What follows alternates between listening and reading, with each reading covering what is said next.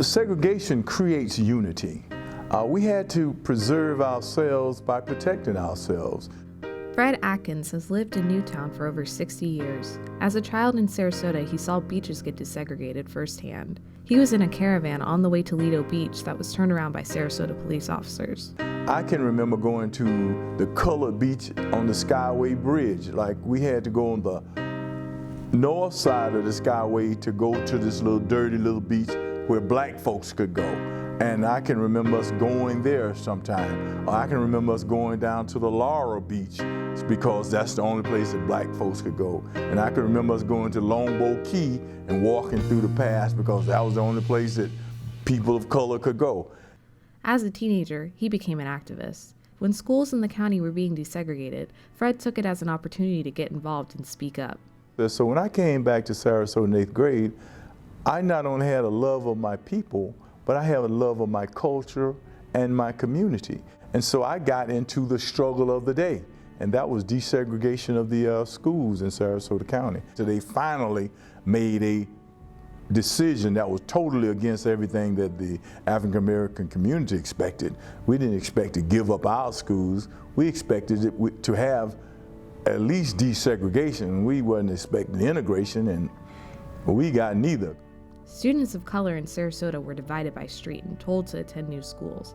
Fred was transferred to Sarasota High School, where he and many of his classmates faced harsh and unfair treatment. I knew it wasn't right. I knew it wasn't good. And I knew the sacrifice that so many of our classmates made. But the basic part of it was that neither one of the groups were prepared for this desegregation. The teachers weren't ready for us. The students weren't ready for us.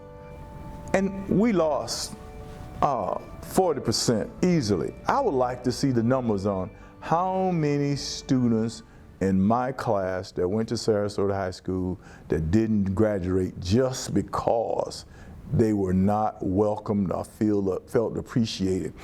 I had classmates that volunteered to go to the Vietnam War instead of staying in school. I come from an honor student background.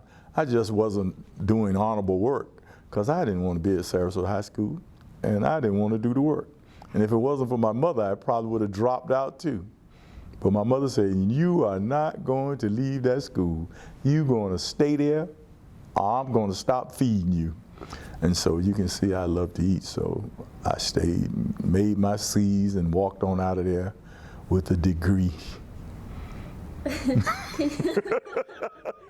I remember hearing about him when I was a little girl, and he was in high school during integration, and he was pushing for African American students at Sarasota High to be treated fairly, and it was amazing the things that he was doing, so I admire him for his work.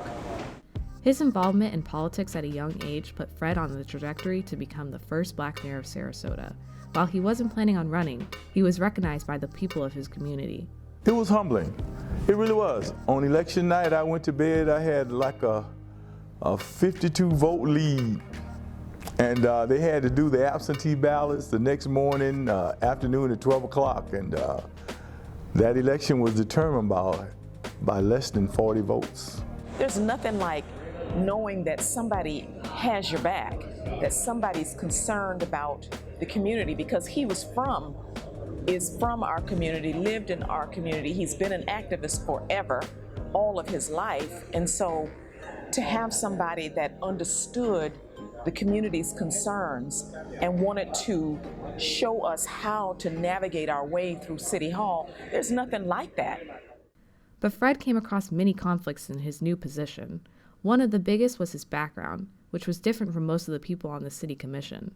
I think that the people felt a tremendous sense of pride when Fred Atkins was elected, because remember, our community, the Newtown community, could not get representation on the city commission before he was elected. He was the first, and there was a fight. There was a legal fight to open up, or I should say change the way city elections were held. My first struggle was respect. Because I had come from basically an invisible nature from the majority white community, they didn't know me. I was just a grunt in the process. I worked for the people, I worked for the NAACP, and I was just moving around doing what I like to do, help people. Nobody really knew me. Only people knew me was my community. And so when I sat down there, they had problems understanding, was I savvy enough to deal with this process? Was I congenial enough? Was I gonna holler and jump around on the table? Despite these issues, he had his sights set on making improvements that helped his community. One major plan was a new community center. Fred researched centers around the country and worked to bring a state-of-the-art facility to Newtown. The majority of the community don't want to spend any money in our community. They really treat us as temporary citizens. We are not permanent citizens. We are not permanently respected in any way. And so with that, they treat us like that unless we demand a more stable and concrete futuristic process. The biggest struggle was that they didn't think that we deserved higher quality things. And my mantra was always, if you build it for them, we deserve it too, because it's the same city money, it's coming out of our coffer, and we want quality things too. Fred has fought hard for the future of Newtown. He wants others from the area to believe it's worth fighting for too, especially with the pressure of gentrification closing in on the area. That's why I work so hard on my vision to preserve Newtown, because I'm truly afraid.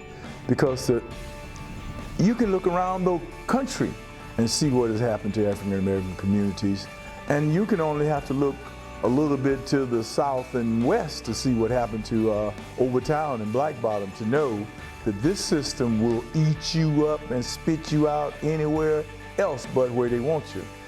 Despite these issues, Fred has hope for his community. There are many people working to keep the history of Newtown alive. It gives me so much pride and adoration for the people of our community to steadfastly work for what we knew a community is. You know, we couldn't save every building, we couldn't save every lot, but what we could do was preserve it for the future. Fred is passionate about the community, not only of Newtown, but the Sarasota community as a whole. And he's been an activist all of his life, pushing for social justice and change.